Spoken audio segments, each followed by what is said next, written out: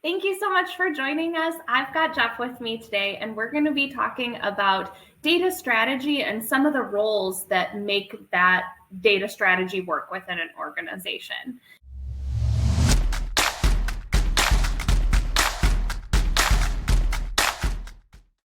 Now, before I dive into the questions that I've got for you, Jeff, can you give everybody an introduction? Sure. My name is Jeff Winter, and I am an industry executive for manufacturing with Microsoft. And what this means is it's basically my job to be very familiar with the manufacturing industry in order to help companies within the United States digitally transform at scale.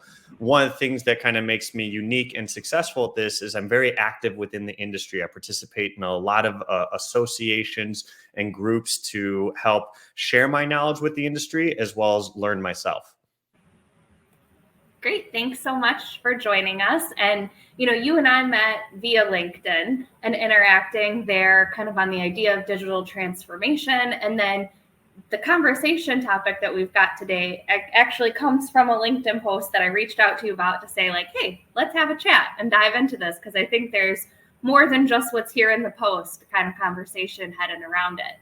So that's going to be kind of my lead into the first question for you. That was kind of, again, that base of that post, which is, what roles have you seen outlined as the biggest growing functions in the job market today? So luckily, this one I would answer from something that I read from World Economic Forum that identified the top three growing job areas are data analysts and data scientists, AI and machine learning specialists, and big data specialists. So luckily, there's a good answer for that already kind of put together. Already stocked and ready. So I guess as we look at those roles, then how do you kind of define the differences between those roles and what job functions they have within an organization? So first, let's talk about what unites them all, which is data. They all revolve around different uses of data. And in my opinion, these data-based roles can be broadened into three main buckets: the analysts, the scientists, and the engineers. And the skills of these roles can easily overlap, but what makes them distinctly different is their focus. So first, you have the data analyst, which is the person who specializes in making sense out of past and current numerical data to find answers to business questions and help business leaders make sense of their decisions. It's also known as a business analyst. And their focus is really on storytelling and trend analysis, presenting business simulations, understanding business requirements, and even creating visualizations. That's what most people, really see them for. Next, you have a data scientist, and they're the person who specializes in building analytic and predictive models with data that's typically received from the data engineers to interpret complex data. And their focus is more on applying the statistical or machine learning tools to classify patterns, to determine strength of patterns and relationships. They quantify cause and effect, and they train and optimize machine learning models.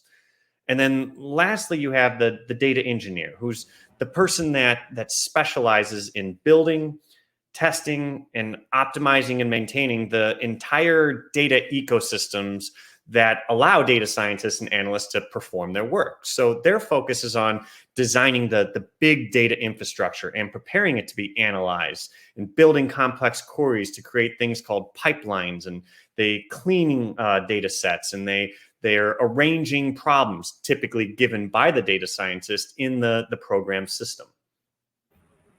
So now here's the real question. If you had to pick out of those three roles, which do you think is kind of the most critical for an organization? Like, why would you make that choice to cut your reasoning behind it? It's a good question. It's a tough question because I feel it all depends on the maturity of the organization, because you need all of them.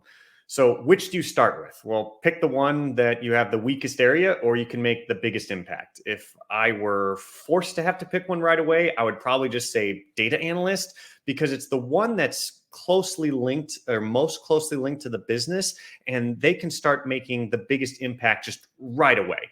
I mean, chances are your company already has more data than it's able to fully use. And even if all you have is Excel as a tool, you can have someone start making sense of this data and share their insights right away. Now, for bigger companies, AI and ML could be the most valuable. I mean, you can start to leverage your data to create models and do predictive and prescriptive analytics.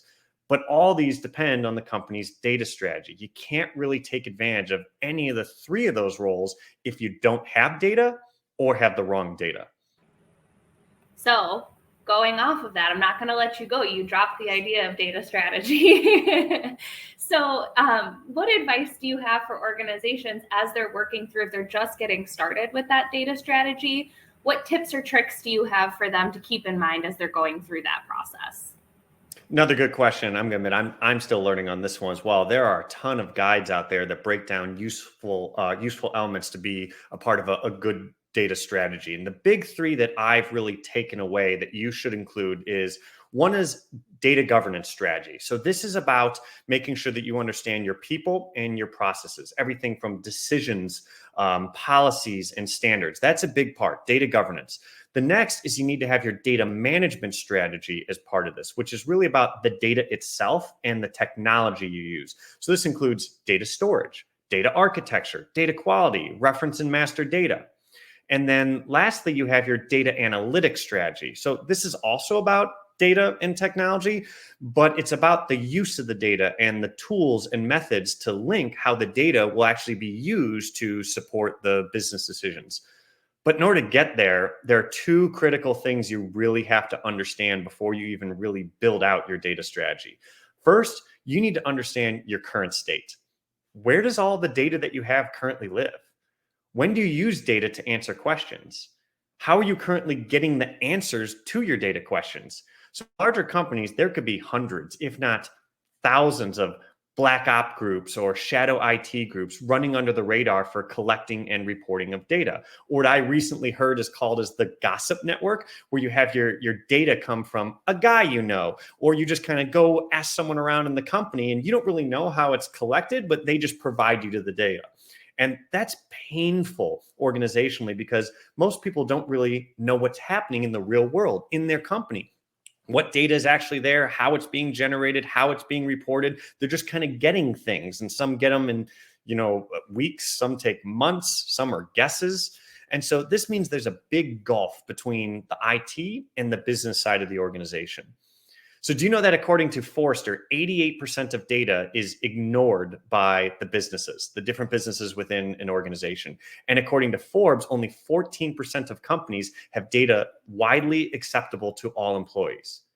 So do all the business functions in your company even know what's going on in the other business functions? I mean, for example, does finance know what's going on in sales? Does safety know what's going on in operations? And you can keep going back and forth.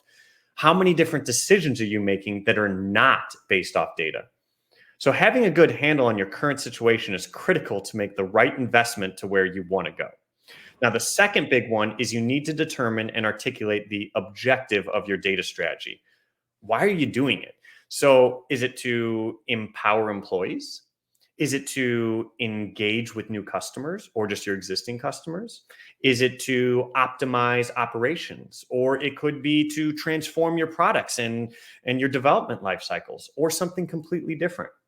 This will be helpful for you to plan kind of the quick tactical wins, which will then lead to your your strategic priorities and ultimately to your transformational initiatives. So why would you do all this? Because it pays off to have a data strategy and to bring this as the forefront of your company. So according to research done by, it was University of Texas, Austin, there's a 10% increase when there's a 10% increase in data usability, you could see an increase in the average Fortune 1000 company's revenue by over $2 billion. That was like the most mind-blowing statistic that I read, because that was way higher than I would have thought. And the other one is, according to Forrester Consulting, data-driven companies are 58% more likely to beat revenue goals than those who are not focused on data. And then the other little nugget that I found, this one was a little bit more interesting, is there's a statistic according to Forbes that data-driven companies are 23 times more likely to acquire customers than their peers. So yeah, I mean, it pays off to have a data strategy and to make sure it's an integral part of your company. I love that you had all of these stats to kind of filter in, which I suppose I shouldn't be surprised. That's kind of what you're known for in the world of LinkedIn. That's what I love. Yeah. But thank you so much for joining us today and talking through this. I think you offered some really great insights to why we need to care about data and why we need to be thinking about these different roles within our organizations. And for anybody that's watching, if you aren't already, make sure you make your way over to Jeff's LinkedIn and follow him there. You'll see me in the comments a lot. We're interacting almost daily, back and forth with posts. But thank you again for joining me, Jeff, and have a wonderful day, everyone. Thanks for having me here. If you're looking for expert tips on how to get started with your transformation or looking to hone in on your approach, make sure that you subscribe to our channel to catch our weekly Digital Transformation Talk series, where we interview experts from around the world on how to make it happen.